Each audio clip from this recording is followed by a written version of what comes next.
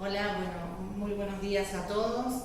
Hoy tenemos el honor de recibir en la asociación al doctor Enrique Kreplak, quien en conjunto con la ALAMES y el doctor Giglio viene a traernos parte de la problemática en la atención ambulatoria relacionado con la importancia del diagnóstico por imágenes, del uso de la tecnología en la atención primaria de la salud. Doctor, es realmente un honor contar con usted acá, además de jerarquizar este curso, de brindarnos herramientas para seguir atendiendo mejor a nuestros pacientes. Tenemos un sentimiento muy importante hacia usted y sinceramente el agradecimiento de que nos acompañe en todas estas clases que venimos haciendo es enorme. Así que muy bienvenido y lo escuchamos atentos. Bueno, muchas gracias, me siento más que halagado.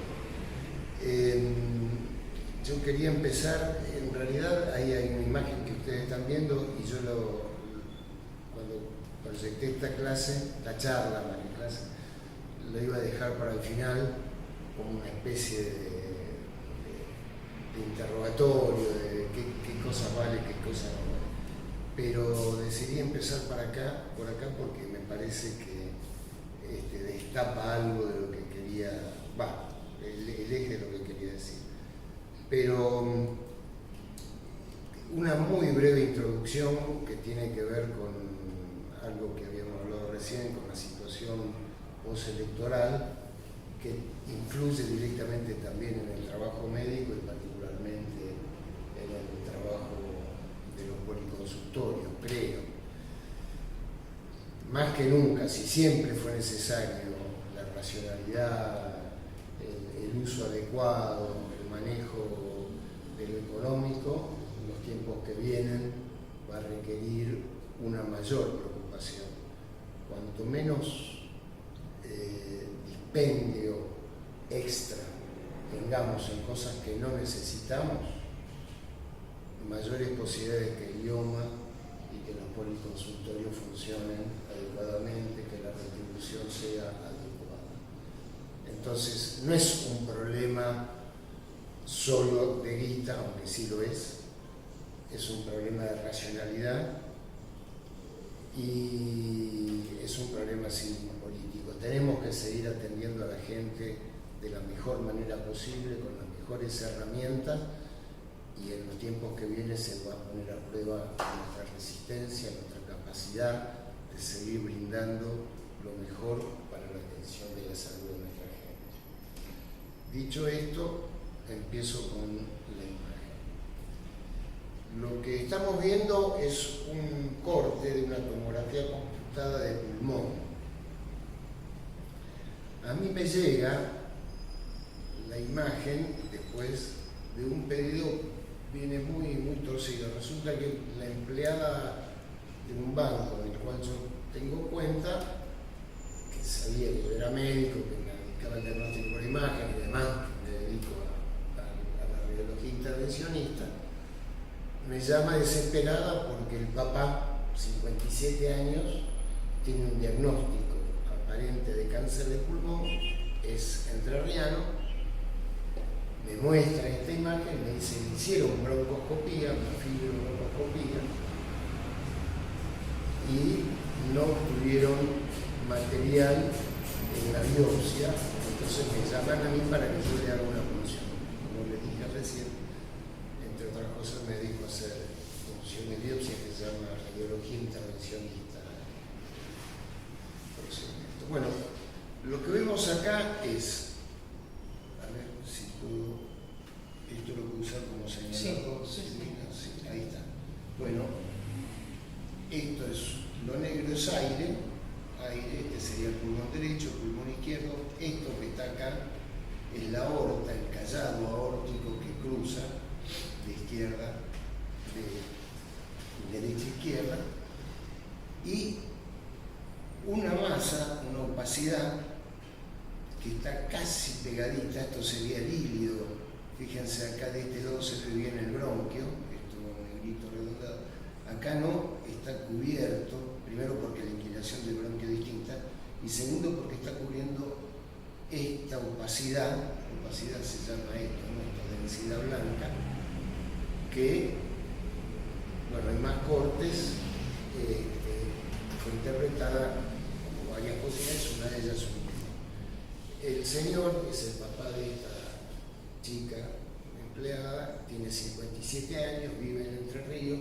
es un fumador, 2 atados por día, tosedor, tiene un pequeño episodio de hemóptisis y entonces en uno de cabeza se tira como primer diagnóstico de cáncer de pulmón. Entonces está bien indicado, le hacen una fibrobroncotomía.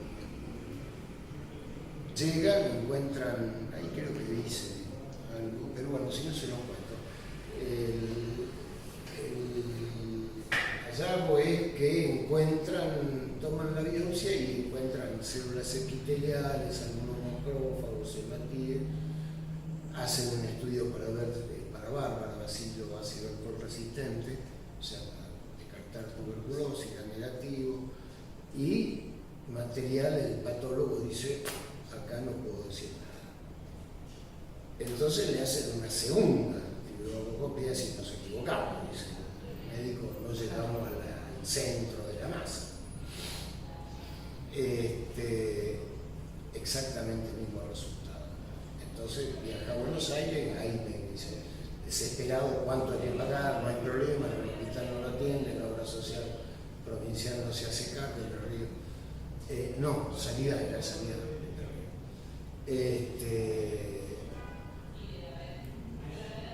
Entonces, bueno, en rigor yo no hago biopsias, hago biopsias guiadas por ecografía, no por tomografía computada, pero consulto con Mariano, mi hijo que sí hace tomografía computada, y me dice, ni loco, pincho eso porque le atravieso la aorta, que lo pegue.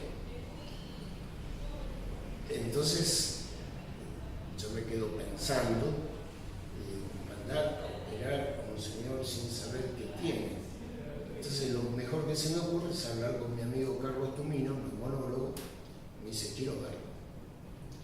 Entonces lo ve, lo mira, me interroga, y dice, voy a hacer una cosa, voy a hacer un PET. PET es una tomografía por emisión de positrones. ¿En qué consiste la tomografía de emisión de positrones? Se le inyecta al paciente glucosa marcada con un radionúclido. Ustedes saben que los tumores tienen una angiogénesis muy importante, de manera tal de que captan si hay metástasis rápidamente. En general, el PET se usa junto, se superpone con la tomografía computada, de manera tal de que los manchones de esa sustancia se ven en dónde están. Entonces, si son ganglios, dónde están, en el mediastino, en el pulmón, en las axilas, en el cuello. Si no tiene metástasis, lo operan. Si tiene metástasis, bueno, ya estamos en una situación mucho más jugada. Veremos hasta el caso de hacer una biopsia de la metástasis, si está más accesible, o si no se opera. Pero veamos primero la metástasis. Muy bien. Le hacen el PET y resulta que no hay metástasis. No toma.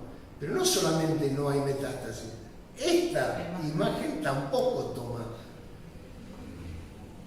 el marcador. Esto no se tomó. Efectivamente, el tratamiento es cronoterapia. Venime a ver dentro de 6 meses, a los 6 meses le hacen otra tomografía, desapareció. Esto fue una telestasia, el tronco probablemente había tenido un fumador, enfisema y demás. Bien, fin de la historia. El caso, famoso caso. El caso. ¿Qué quiero decir? Que lo primero que hay que usar es la cabeza. Clínica. Las imágenes ayudan. Pero si nosotros nos embarcamos, ¿no? Venía con la indicación de biopsia transtorácica del pulmón y la gente estaba juntando la guita, lo hago en su consultorio, doctor, dígame cuánto es, qué sé yo. Estaban ya dispuestos a todo porque a además una persona joven, 57 años, el papá de esta muchacha. Punto y aparte, quiero decir el valor de lo que estamos haciendo y cómo necesitamos pensar antes de actuar y tomar todas las medidas necesarias. Entre paréntesis, aprovecho, ya que está Silvia, la gente del Garrahan tiene estudiado y dice que la posibilidad de que un chico menor a 5 años desarrolle un cáncer después de una tomografía computada es de 1 en 5.000. O sea, cada vez que le pedimos a un pibe una tomografía computada, sepamos que el riesgo que tenemos, claro, son muchos años que tiene de vida por delante, que eso desencadene en algún tipo de cáncer es de 1 en 5.000, cuando en la población general es mucho. Y cuanto más chicos son, peor. Y ya que estamos, sigo con la pediatría. ¿Para qué le pedimos una radiografía de cráneo a un chico que viene con un golpe? ¿Qué queremos ver? ¿Que tiene fractura? Y si tiene fractura, ¿qué hacemos? ¿Tiene algo en el encéfalo o no tiene algo en el encéfalo? Si tiene algo en el encéfalo, con el fondo de ojo, vamos todas las cosas que corresponden, entonces ahí sí, la tomografía computada, porque probablemente haya que descomprimir eso, haya que esperar. Pero para calmar a los padres, para decir que hacemos algo, estamos irradiando a alguien que no. A ver, ¿te duele? ¿No te duele? Nos fijamos, qué sé yo, vemos, hacemos todo lo que corresponde. Pero, digamos, en mi vida médica estuve cansado de discutir con los pediatras. ¿Para qué les pedís la radiografía de cráneo de un chico que se cayó de la cama y que no pasa más que llorar un ratito? Bueno, punto. Quiero contarles que a pesar de todos estos contras, el diagnóstico por imagen es una ayuda hoy en día a la práctica médica de enorme valor, ¿no?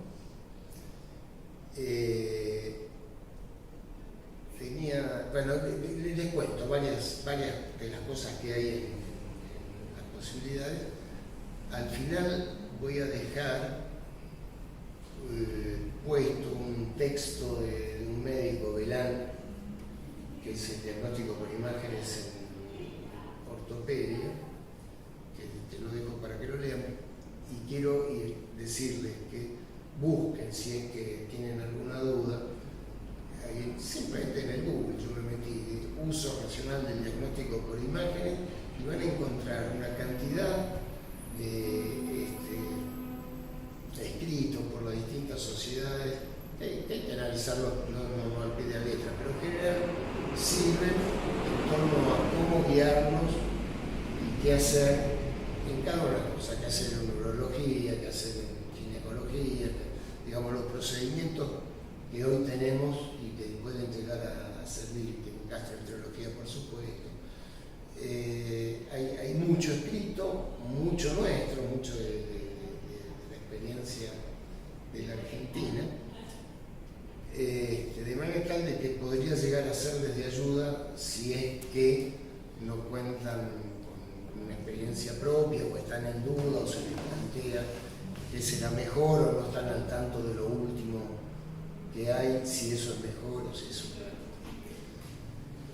Voy a empezar pero a contar la historia de los diagnósticos por imágenes, pero antes decirles que como esto está activado por la industria, por el desarrollo tecnológico, por la ciencia, que tiene cosas malas, pero tiene muchas cosas buenas, hay permanentemente cosas que van evolucionando en el diagnóstico por imágenes y que van aportando, y que muchas veces no todos los especialistas están al tanto de cosas que se pueden llegar a pedir o hacer, y mucho menos un médico general no tiene por qué saberlo. Entonces, bueno, están las guías, están los lugares donde uno puede consultar, y especialidad por especialidad, y eso puede ayudar a al mejor uso, ¿no? De lo que estamos haciendo. Les cuento entonces que la primera vez, y eso sí fue fantástico, porque cambió el mundo,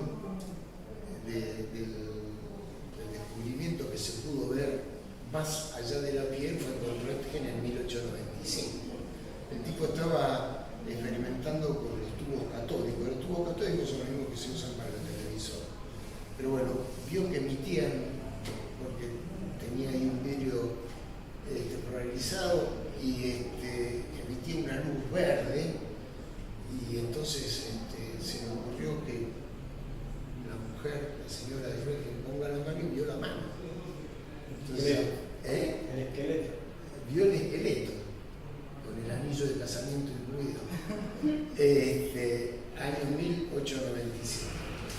Eso fue una revolución. El primer premio Nobel de Física lo ganó él en el año 1901, a partir de esto. Pero rápidamente se expandió por todo el mundo. Yo creo que influido por dos cosas. Uno, por el auge de la fotografía. Ya estaba a partir de 1860, primero fue el daguerrotipo, que fue esos cajones, ¿se acuerdan? Que estaban en las plazas. Después la fotografía propiamente, digo, ¿se acuerdan? Y miro, así, Minaboto, miro los cajones, ni Gabriela ni Silvina vieron a los fotógrafos de plaza. Pero bueno, había, y entonces esto, de sacar fotos del cuerpo sin necesidad de cortar, de abrir, de inspeccionar, de abrir una barriga, de abrir una cabeza, de abrir una mano, ¿no? Eso fue fantástico.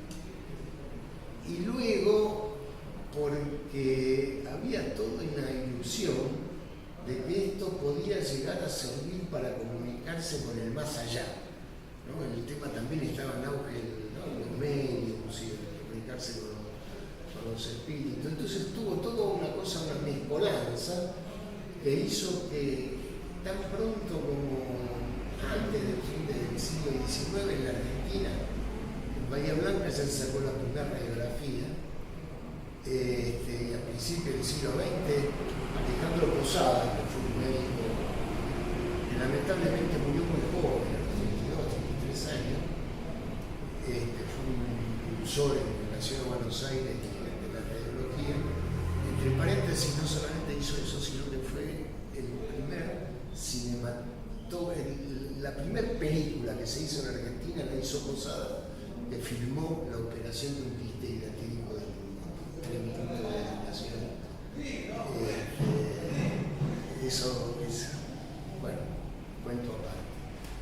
Pero el auge fue tal que rápidamente, porque bueno, en toda América Latina, pero simultáneamente me voy a spoilear, ¿no? Pues yo tengo ahí, leí un artículo de Soledad Geleyá que hablaba del uso de la radiología y de ahí, de un texto de ella, tomé un pedacito, un párrafo de un escritor que no dice el nombre, lamentablemente, quién fue, de un periódico que se llamaba La Semana Médica, un diario que salía en Buenos Aires, y el articulista se quejaba, ¿no? Decía exactamente, lo voy a leer porque me interesa. Esto apareció el 20 de febrero de 1896. Dice, ¿qué sucederá? Decía el articulista, con la solemne supremacía científica del médico, único sabedor de lo que pasa en las entrañas de su prójimo enfermo, único capaz de descifrar la sentencia del destino inexorable. Todo esto declinará en potencia, en valor, en importancia, y perderá para muchos la medicina su cierto dejo de ciencia misteriosa y cabalística que hace que sus adeptos, entes capaces de leer en el libro de la vida futura y de ver claro en el tenebroso laberinto de la patología. El tipo decía, nos destrozaron, no existe más la medicina, ya va a estar todo en evidencia, ahí está la verdad y nosotros qué vamos a hacer. La verdad está en lo que se muestra. Y esto lamentablemente ganó, ¿no? Porque si uno no muestra, ya tenés, pareciera ser que no existe. Si no estamos por decir algo, no. No, estoy debilitado. Es fantástico, ¿no?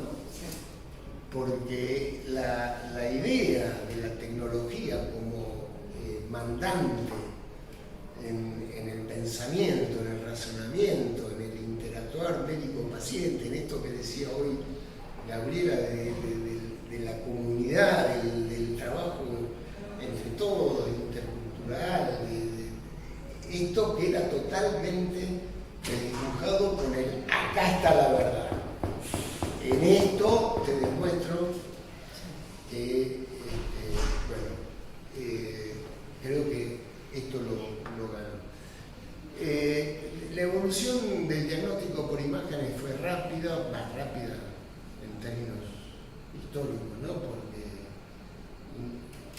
Digo, el siglo XIX fue un siglo fantástico. Imagínense que antes de Koch y Pasteur estaba nada, no se veía el bichito, ¿no? No teníamos la bacteria, el pensamiento era la generación espontánea, los males, el miasma. Los tipos fueron 1870, no más 1860, es cuando se producen estas cosas, el uso del microscopio, la aparición de los vacilos, que genera por otro lado otro problema, ¿no? Otra vez, acá está la verdad, el mal lo tenemos acá, es ¿no? El millón cólera es que produce el cólera. El vacilo de Koch, aunque no lo podía cultivar y qué sé yo, nunca lo encontraba, pero es esto el que produce la enfermedad, y ahí hay un retroceso bastante importante en la medicina social, que venía planteando que la causa de la enfermedad, de los males, tenía que ver con el trabajo, con la vivienda, con la educación, ¿no? Esto era lo que señalaba, ¿cómo se llamaba el patólogo alemán? Virchow, ¿no?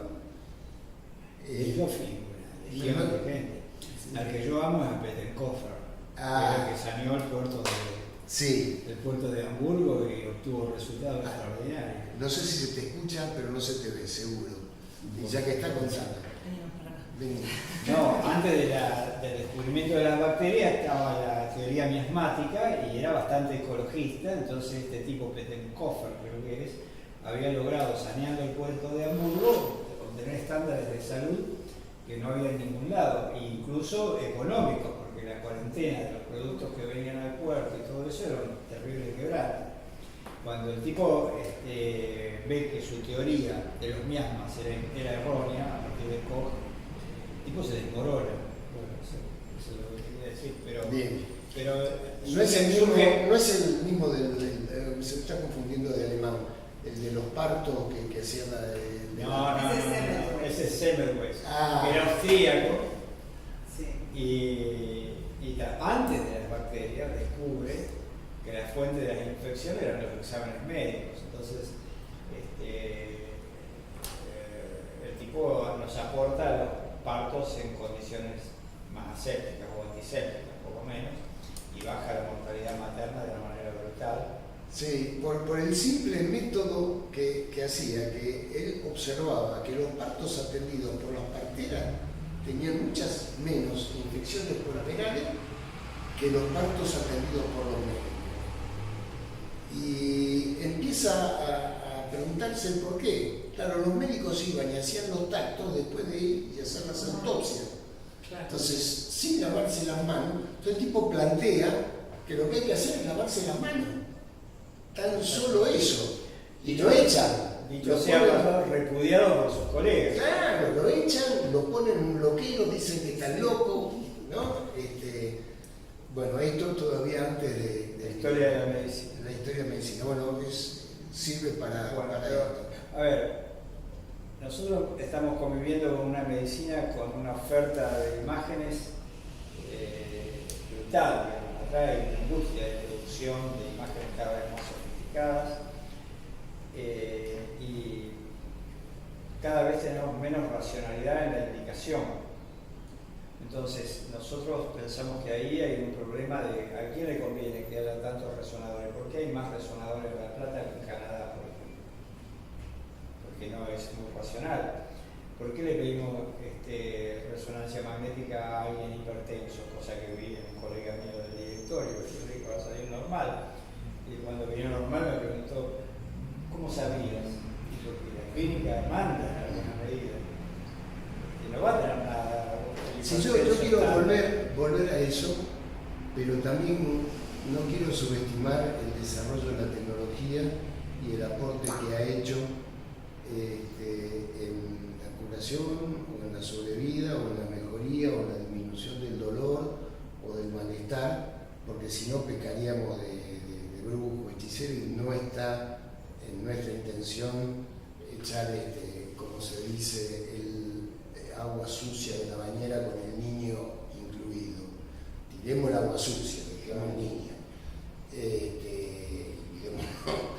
Entonces quería hacer un breve repaso. En 1895, como dije antes, el descubrimiento del grande en la Argentina, y enseguida empiezan a ver sobre eso un montón de mejoras. ¿Cómo se obtenían las imágenes? Se ponía una placa fotográfica, estaba el tubo de rayos, el paciente y la placa. Entonces se obtenía, ¿qué es lo que hacen los rayos? Atraviesan aquellas zonas, los rayos X, que tienen en su composición un número atómico bajo. Porque tienen un número atómico alto, por ejemplo el calcio, el hueso, y lo rechazan, no atraviesan. Entonces aparece no impreso, aparece todo lo demás. Entonces por eso se ve bien los huesos. Está al lado del músculo, que tiene un número atómico bajo, al lado de eso. Al principio, no importa, pero ese es el principio por el cual se ve. Entonces tiene buena resolución para las cosas que son muy diferentes en cuanto a su número atómico, y mala resolución, mala visualización para, por ejemplo, las partes blandas. Entonces empezaron a inventar distintos aditivos que se inyectaban, no sé dónde tomar, para poder verse. Ejemplo, el sulfato de bario, un elemento de la tabla de Mendeleev, una de las tierras raras, con un número atómico alto, entonces se daba de tomar, y eso absorbía, entonces se veía como si fuera un calco al revés, el esófago, el estómago, los intestinos. Rápidamente también se usa yodo inyectado en las venas para hacer arteriografías, entonces se empiezan a ver los vasos, los rayos simples no se veían, y eso mucho más adelante termina con lo que es la hemodinamia, empezó la hemodinamia y todos los procedimientos de intervencionistas cardíacos que dejaron exquisito al vuelo de Favaloro, que antes para resolver un problema de leche coronaria partía con un pollo el esternón, digamos, a la persona, hacía un puente usando vena del mismo paciente para hacer un buen paso, y simplemente lo dilatan, le ponen un coso que se llama stent, que no sabemos lo que es, y resulta obviamente mucho menos costoso, mucho menos doloroso, mucho menos mortal, y todavía hay indicaciones para la cirugía. Obviamente cuando fracasa eso, cuando se rompe la arteria, pero digamos es un 10% menos de lo que se hacía anteriormente. Entonces, después de poder ver en la radiografía, aparece una cosa que se llama pantalla fluoroscópica, que es ver en vivo el movimiento de los rayos. En los años, ya estamos hablando del siglo XX, todo esto, en los años 50 aparece las primeras cuestiones electrónicas y se intensifican las imágenes, es decir, lo que se ve, la pantalla fluoroscópica había que verlo en un cuarto oscuro, porque tenía una luminosidad muy pequeña, entonces vos tenías que acostumbrarte. Yo me acuerdo cuando comencé, no había en muchos hospitales todavía, estoy hablando de los años 70, 75, empecé a hacer radiología, entonces tenía que acostumbrar, estaba 10 minutos oscura para poder ver después en la pantalla.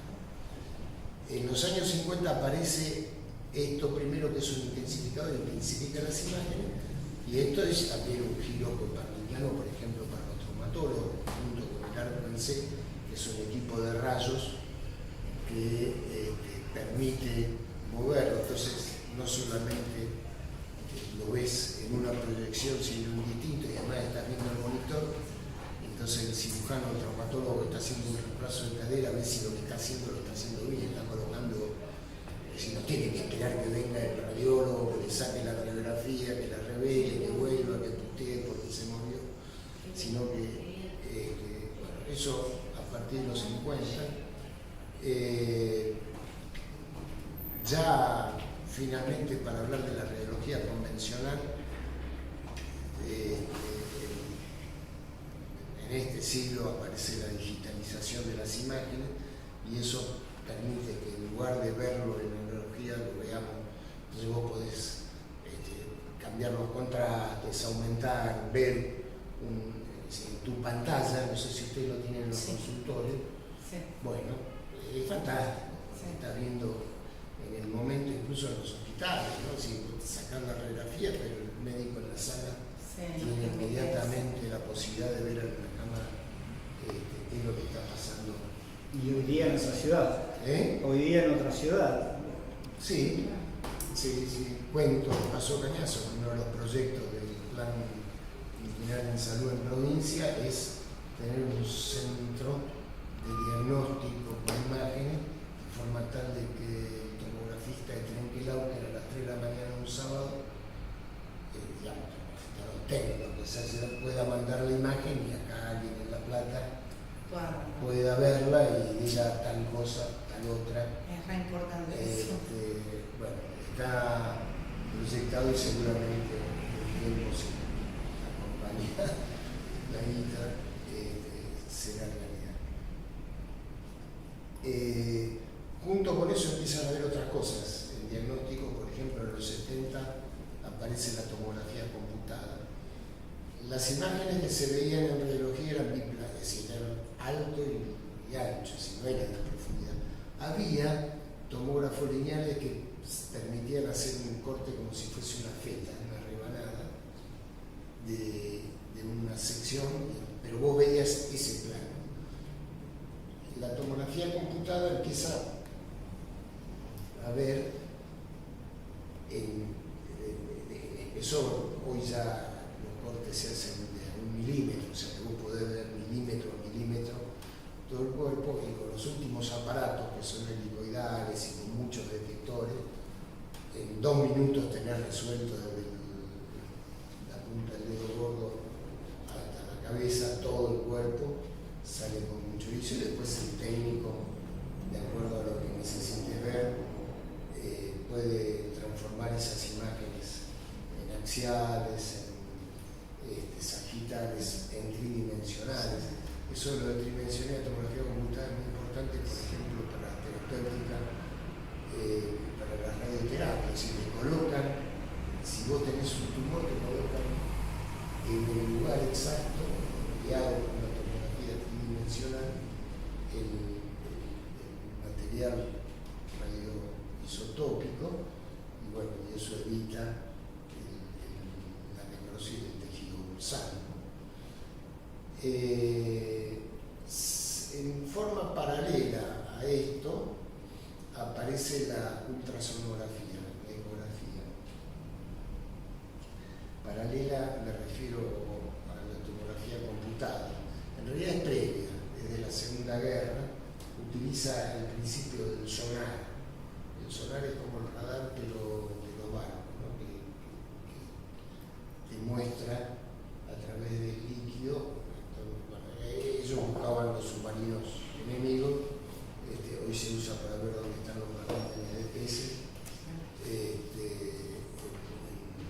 y en ecografía se empezó a utilizar para ver, en lugar, emite no radiación ionizante, que son los rayos X, sino ultrasonido.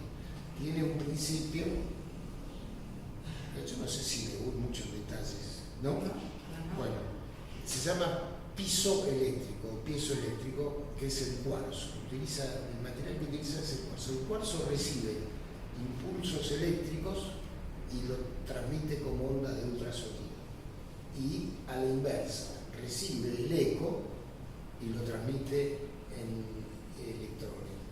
Eso, estimulado, digamos, por la computadora, lo transmite la imagen. No quiero hacer más detalles porque es aburrido, pero básicamente ese es el principio. En lugar del número atómico, lo que usa es una cosa que se llama impedancia. Cada tejido tiene una resistencia al pasaje del ultrasonido distinta, se llama impedancia acústica. Cuanto mayor diferencia, lo que permite es no verlo, sino si hay mucho, rebota y no te deja ver lo que hay detrás. Si tiene mucha impedancia, si tiene poca, permite. Por ejemplo, el líquido tiene poca, entonces eso hace que si vos querés ver un útero, por ejemplo, en cualquier mujer más en la gestante, le pedís que retenga la orina, se llena la vejiga, el útero está detrás de la vejiga, te da una imagen perfecta porque te ofrece oficia de ventana. Bueno, lo mismo pasa con el desarrollo del crío fetal, ¿no? Tienes el líquido amniótico, y el líquido amniótico permite que vos veas absolutamente todas las cosas que hay ahí. Y la ecografía tiene la ventaja de que no está, por lo menos hasta el momento actual, no se ha detectado ningún tipo de patología resultante, o sea, de efectos secundarios patológicos. Si no es cancerígeno, se puede usar. A lo sumo, han dicho que aumenta la temperatura, 1 grado en el lugar, sí, pero no provoca lesiones inhabilitadas.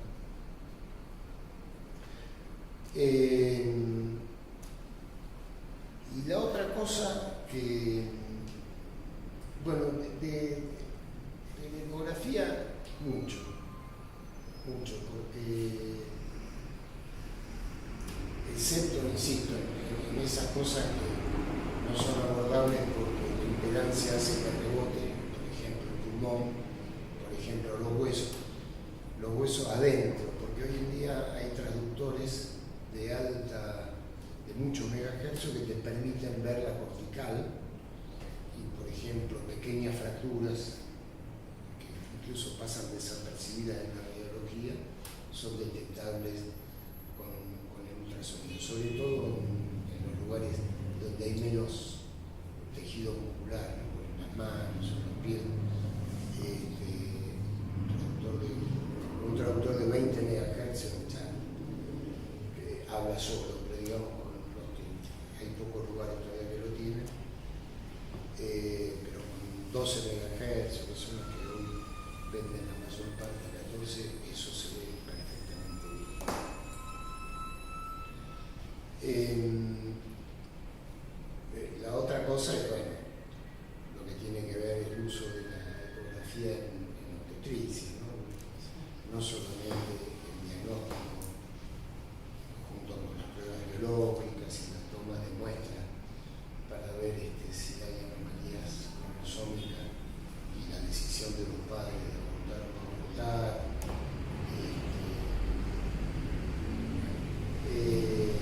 Hay ya tratamientos intrafetos, por ejemplo, obstrucciones de la válvula mitral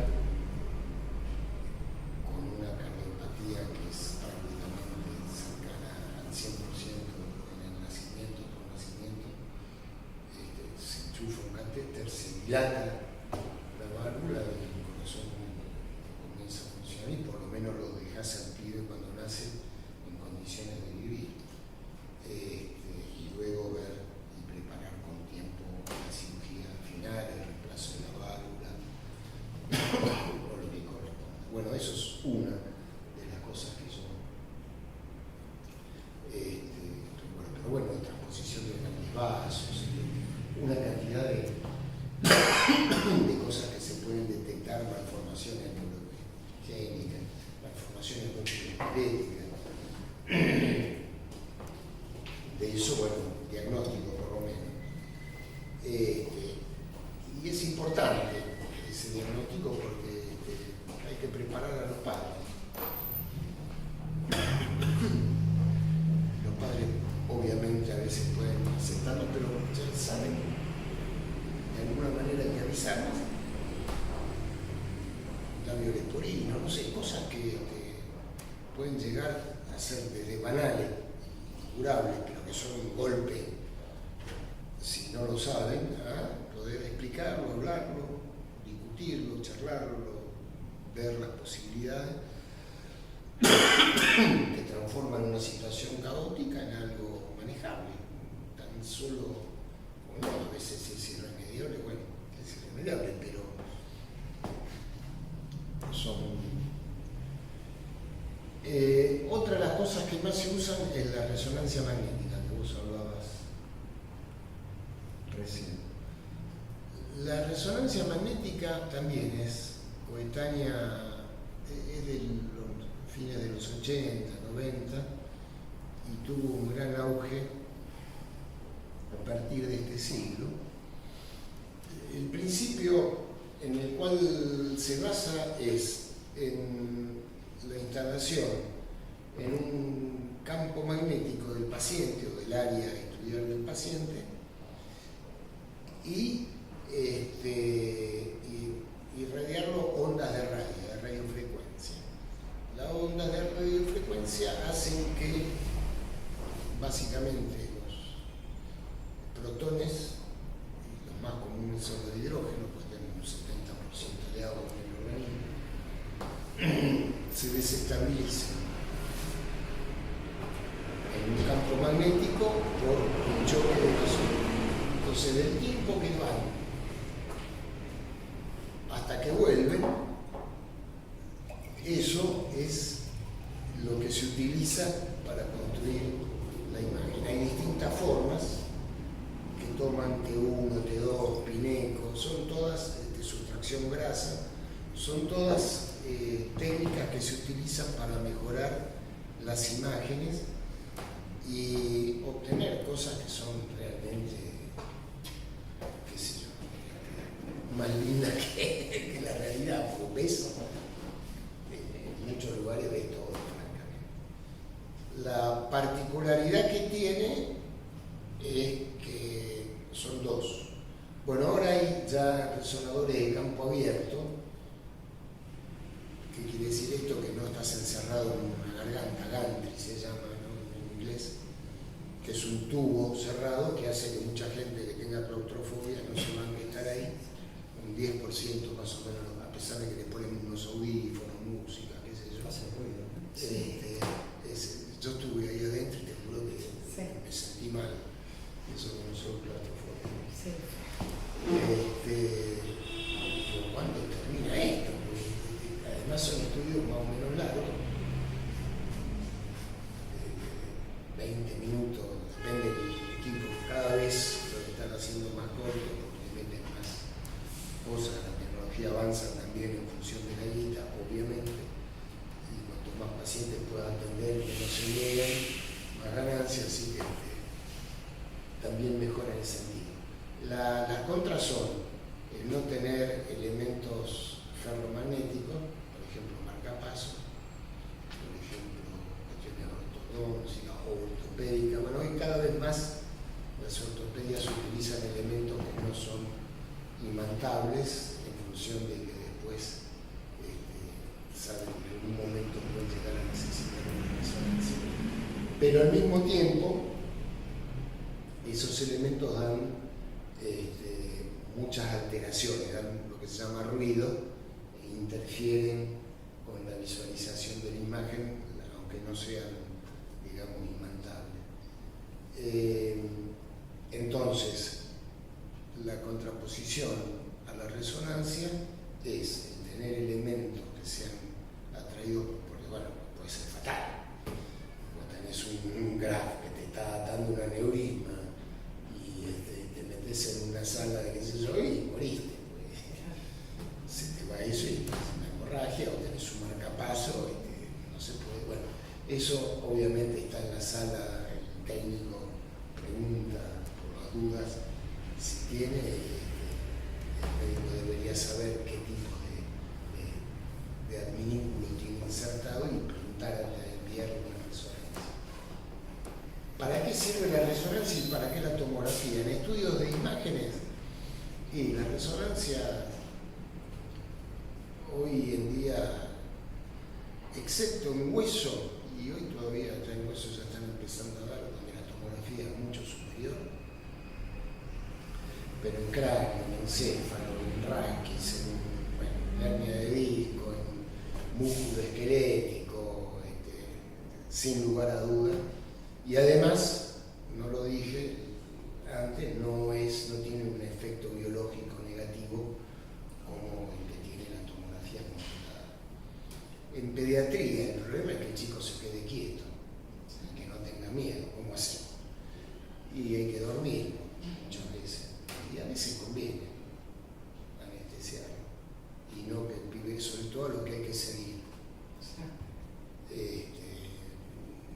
Como dije antes, ¿no? Si una tomografía computada de cerebro te da un cáncer en 5.000, si te hace 10 a lo largo de, qué sé yo, las posibilidades de 50, de 500. Entonces, bueno, ahí habría que sí hacer sedarlo y acompañarlo y hacer eso. ¿En qué también sirve? Y bueno, hay lo que se llama angioresonancia, sin necesidad de inyectar ningún líquido, vos podés ver el árbol vascular. En todos lados, pero digamos, en la angiología cardíaca eso es fundamental. Prácticamente no necesitas hacer una coronariografía. Sí la tenés que hacer si vas a hacer un procedimiento, como dije antes, de dilatación y colocación de stent, pero ya tenés un mapeo. O en el seguimiento de ese tipo que tuvo un stent, ver cómo está ahora, si hay clínica que lo justifique, que no le vas a hacer una coronariografía, puedes hacer eso. ¿En qué nos sirve? Y en que no puedes hacer el intervencionismo. El intervencionismo en general utiliza agujas o equipos materiales que son atrapados magnéticos, entonces sí o sí tenés que usar o la tomografía computada o la ecografía, dependiendo de qué zona se estudia. No sé cómo vamos. Podemos ir redondeando. Podemos ir redondeando. A ver, si me olvidé de algo.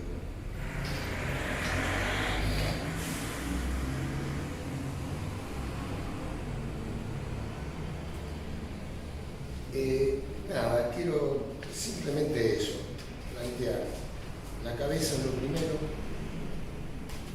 el conocimiento de nuestra especialidad es fundamental.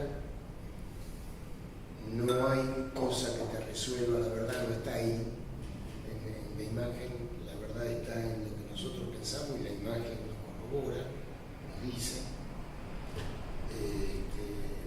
Este primer caso que puse, no es el único que puse, el primer ejemplo que puse, quise plantear eso, no pensé, este tipo se salvó de una cirugía, este tipo se salvó de que lo pinche y que le reviente la aorta. Este tipo está sano.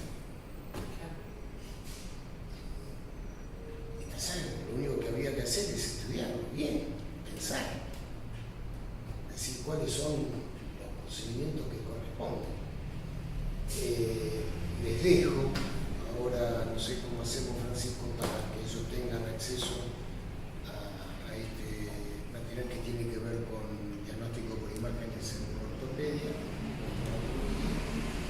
pero además busquen uso racional del diagnóstico por imagen en Google y les va a aparecer guías de prácticamente todo hasta lo que hay. Y otra vez, cuando lean las guías, sepan que hay intereses muchas veces. Entonces, usen la cabeza. Usen la cabeza. Fin. La Asociación Mundial de Médicos de Familia ha desarrollado una categoría que es la de prevención cuaternaria. Sobre todo Estados Unidos tiene muy buenas estadísticas de las complicaciones de los procedimientos médicos. Preocupación porque no lo pinchemos, porque no lo queremos, tiene que ver con que los procedimientos rara vez son inocuos, frecuentemente se complican y ubican estadísticas norteamericanas, ¿no? La de Argentina, donde eso es prolijamente sepultado en el modelo de certificado de defunción y el sistema de registro, la enorme cantidad de defunciones que hay por complicaciones de los procedimientos médicos. Tanto que han desarrollado esta categoría, ustedes saben, prevención primaria cuando la gente está sana, prevención secundaria cuando está producida la enfermedad, el diabetes cuando tiene un mal perforante, y prevención terciaria, la rehabilitación cuando está producido el daño, y la prevención cuaternaria sería, según esta idea, la de evitar las complicaciones de la intervención médica. A mí me parece que este tema de la prevención cuaternaria es un tema para discutir y para recuperar en la organización de nuestro sistema, digamos. que a veces es muy amigo de la sobreintervención, del modelo médico intervencionista o defensista. Muchas de estas cosas se piden no porque el médico tenga dudas, sino para no ser mal visto porque no le pidió tal o cual estudio. Entonces quería alguna consideración tuya al respecto. Sí. Otra vez. Soy como los periodistas que son largos de la pregunta. Pero bueno. Otra vez. Yo creo que hay que tener lo que hay que tener. Iba a decir pantalones, pero me iban a acusar de... La semana que viene las compañeras hay que tener bien puesto lo que hay que tener y saber qué hacer cuando hay que hacer. Este tema de que por las dudas, por la mala praxis, el juicio que se me va a venir, por que el papá me hinche y quiere que le haga una placa, porque va a decir que soy mal médico, y tomemos los tiempos. Nosotros tenemos que hacer lo que hay que hacer y tenemos que usar la cabeza y saber que podemos usar los métodos diagnósticos por imágenes, que debemos usarlos en circunstancias, que debemos tener un orden. Otra, hacemos una radiografía, porque yo mostré hoy la tomografía computada, pero ¿por qué le piden tomografía computada? Una radiografía simple en tórax no se hubiera visto lo mismo. Sí. Entonces lo que habría que haber hecho es la radiografía de tórax y la broncoscopía. Ver mejor lo que ya estamos viendo no nos va a dar nada. Entonces muchas veces pedimos. Entonces aparece la tomografía computada. No, bueno, o al revés. En el cuello aparece un ganglio, ¿no? Entonces, y bueno, pidámosle una resonancia. ¿Para qué? Si ya sabe que tenés un ganglio, ¿es inflamatorio o es patológico? ¿O tenés duda? ¿Tenés duda? Pinchá. Tomás una muestra y ahí lo resolvés. La resonancia o la tomografía te va a mostrar el mismo ganglio más bonito. Y te vas a quedar con las mismas ganas de saber si es patológico o si es simplemente reactivo. Entonces, hay que hacer lo que hay que hacer. Y efectivamente, la sobreproducción es lo mismo que la sobreintervención. El tema de la iatrogenia en los hospitales. Vos tenés un tipo 20 días internado en el hospital y seguro que algo se pesca. Seguro que se pesca en una porquería. La prevención de las infecciones intrahospitalarias es parte de la lucha por prolongar la vida, y lo mismo que el uso racional de antibióticos. Claro. Estamos generando la Yo resistencia. estoy yendo al hospital de Aedo y estoy loco. Las camillas no tienen baranda. Entonces baja el camillero, lo deja en la sala de espera al paciente. Se va a caer alguno. Seguro que se va a caer alguno, se va a hacer miércoles. Y después, ¿qué hacemos? Yo no sé cómo puede ser esto, pero tenemos que tener el cuidado y evitar esto, porque estás hablando de bueno, y en los procedimientos invasivos más. Los procedimientos invasivos, primero lo tiene que hacer el que sabe hacer. El que pasó la curva de aprendizaje, el que... Podemos hacer una pregunta difícil. ¿Y por qué la medicina social, si sabe que las ciencias sociales explican tantas cosas, se mete con la organización de los servicios? Queremos camillas adecuadas y... ¿Qué pasa? La medicina social. Sí, la medicina social latinoamericana. Yo creo que nuestra... Para un 10 es esta pregunta, ¿viste los ánimos que estaban en examen? La respuesta sería poética, porque queremos a la gente. Le ponemos un 10, profesor. Sí, yo creo que sí. Sí. Gracias. Queremos a la gente y Nos nos resulta muy importante cuidarla y que salga bien. Y hoy un poco yo te preguntaba por el odio. El odio, la lucha es el cuidado.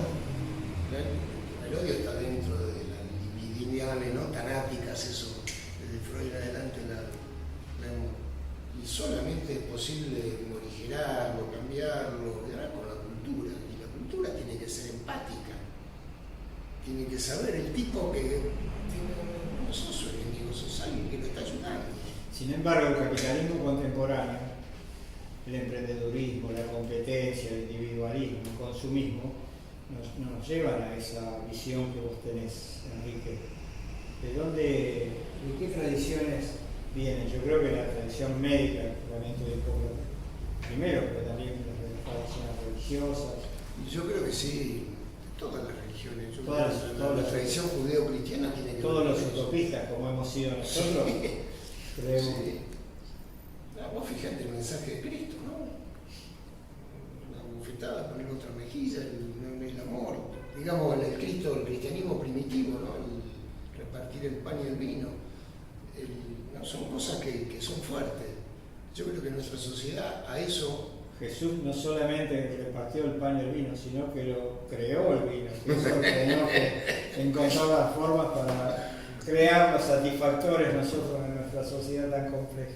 Bueno, creo que no sé qué decir, Gaby. Me parece que está Está bien. Quiero decir que